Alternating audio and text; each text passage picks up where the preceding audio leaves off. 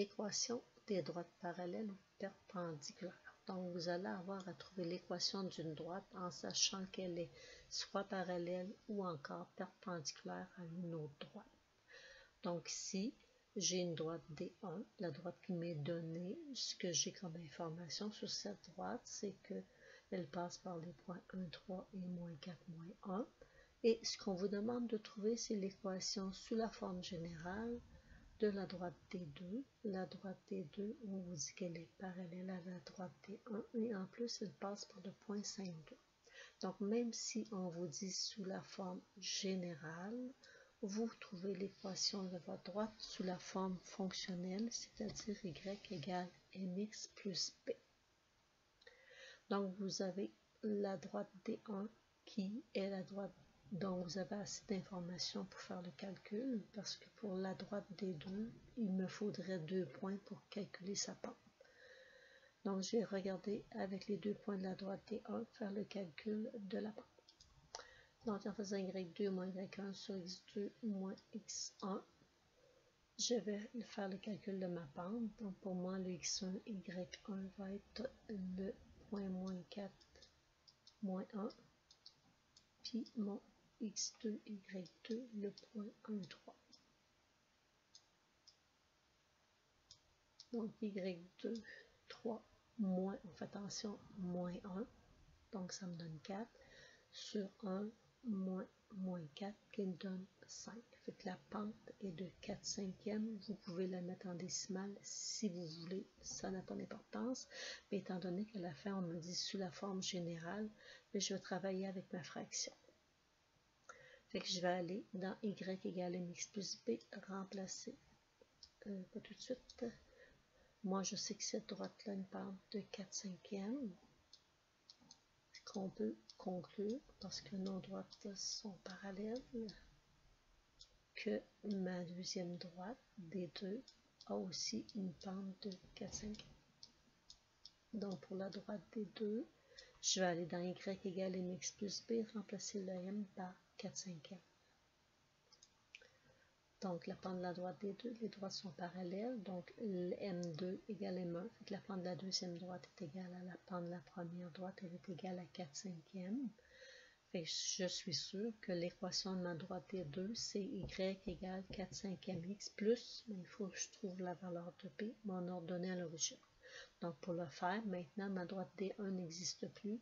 Je travaille uniquement avec ma droite D2. C'est une droite qui passe par le point 5,2. J'ai la valeur de 1 point. Donc, j'ai une valeur de x et une valeur de y. Fait que quand x vaut 5, mon y vaut 2. Et je vais remplacer le x et le y par leur valeur dans mon équation. Donc, je remplace le x par 5, le y par 2 dans mon équation. Puis je vais avoir 2 égale ma pente, 4/5. Je remplace le x par 5 plus b. On fait le calcul. 4 fois 5, ça fait 20. Divisé par 5, ça donne 4. Pour isoler le b, je vais prendre mon 4 et je vais l'amener à gauche en faisant moins 4 de chaque côté. Fait que 2 moins 4 me donne moins 2, fait que la valeur de b, c'est moins 2. Donc, j'ai l'équation de ma droite, y égale 4/5 x moins 2.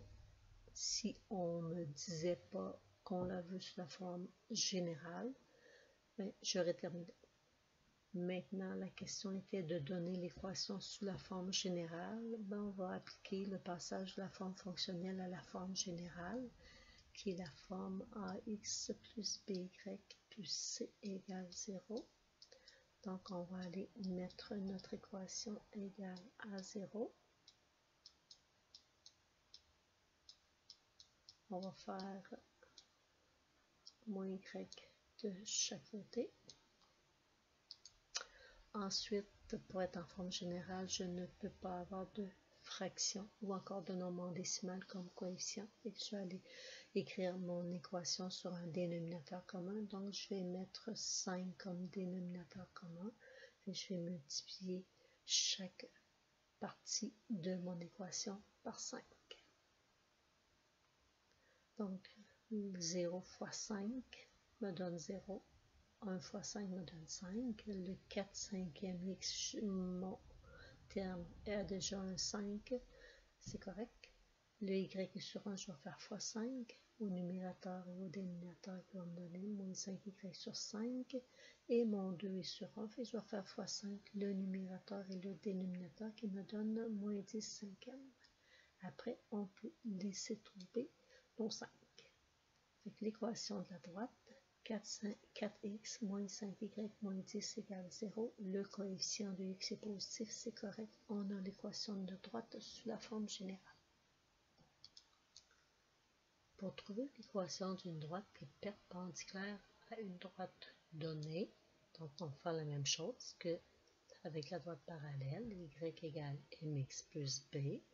Donc, on sait que nos deux droites D1 et D2 dans notre dessin sont perpendiculaires, c'est-à-dire qu'elles se coupent avec un angle de 90 degrés. On aimerait avoir sous la forme générale, donc peu importe, on va faire quand même y égale mx plus b et on va transformer à la fin l'équation de la droite D2. Donc, si je regarde ma deuxième droite, j'ai un seul point, fait que je ne peux pas faire le calcul de la pente avec y2 moins y1 sur x2 moins x1. Donc, je vais aller voir la droite qu'on me donne, donc la première droite, pour voir est-ce que j'ai des informations qu'il faut pour trouver la pente de cette droite. Donc, j'ai le point moins 4, 4 et 4, 1. Donc, j'ai assez d'informations pour trouver la pente de ma droite D1.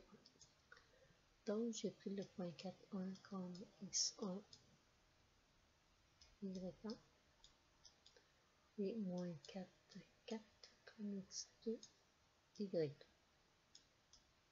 Je calcule la pente, y2, 4, moins y1, sur x2, moins 4, moins x1, 4. Fait 4 moins 1 fait 4 moins 1 fait 3, moins 4 me donne moins 8.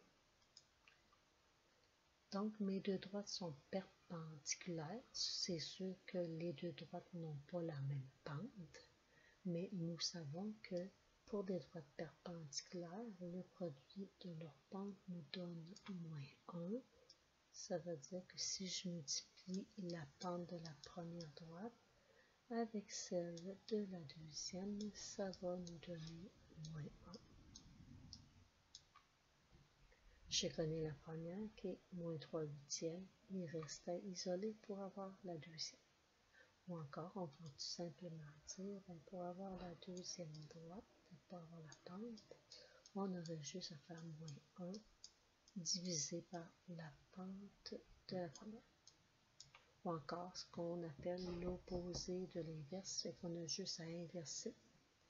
Ici, j'avais une pente négative, et mon autre droite va avoir une pente positive. On a juste à inverser. Le 3 sur 8 devient 8 sur 3 et on aurait la pente de la deuxième droite. Donc, si on fait le calcul au long, pour la pente de la deuxième droite, on sait que les droites sont perpendiculaires. Le produit des pentes nous donne moins 1. Fait que moins 3 huitièmes fois la pente de la deuxième droite nous donne moins 1. On vient diviser par moins 3 huitièmes de chaque côté. Moins 1 divisé par moins 3 huitièmes, ça revient à dire, quand je divise avec des fractions, je change la division en multiplication à une condition et inverser ma fraction. Fait que ça nous donne moins 1 fois 8, moins 8 sur moins 3. Moins 8 sur moins 3, 2 moins donne un plus, fait une pente de 8 tiers. C'est pour ça que je vous dis, ça revient à faire l'opposé, donc changer le signe de l'inverse, inverser la fraction. Ça serait correct sans faire tous les calculs. Donc, on connaît la pente de notre deuxième droite. On peut utiliser y égale mx plus b, remplacer notre pente par 8 tiers. Ensuite, on va aller chercher sur la droite dont on veut l'équation un point. Fait qu'on a le point moins 3, moins 5. Et on remplace le x par moins 3 et le y par moins 5.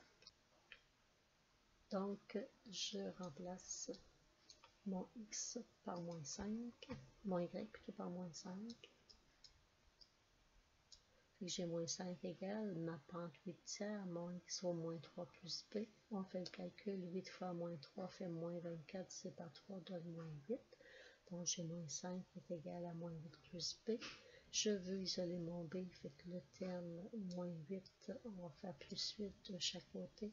Moins 5 plus 8, ça donne 3. Fait que j'ai la valeur de B. Fait que j'ai ma pente, j'ai mon ordonnée à l'origine. Je peux écrire mon équation sous la forme fonctionnelle. Donc, y égale 8 sur x plus 3. Donc, notre travail serait terminé si on nous avait demandé de trouver l'équation de la droite. Maintenant, on nous impose sous la forme générale, mais on va aller écrire notre équation sous la forme ax plus by plus c égale 0. Donc, pour ce faire, on va prendre le terme ay, on va le déplacer, on va faire moins y de chaque côté. Ensuite, on ne peut pas avoir de fraction comme paramètre, donc on va aller trouver un dénominateur commun. Donc, un nombre qui se divise par 1 et 3 en même temps, on prendrait 3, et qu'on va mettre ça au complet sur 3. Et si je fais x 3, ça va faire 0 sur 3. Le 8x est déjà sur 3, on n'y touche pas. Le y est sur 1, on va faire x 3, moins 3y sur 3. Et le 3 sur 1, on va faire x 3. Donc, ça va faire 9 sur 3. Après, on laisse tomber notre dénominateur. Fait que notre équation est 8x moins 3y plus 9 égale 0. Le paramètre A est positif. On n'a plus rien à faire. On a notre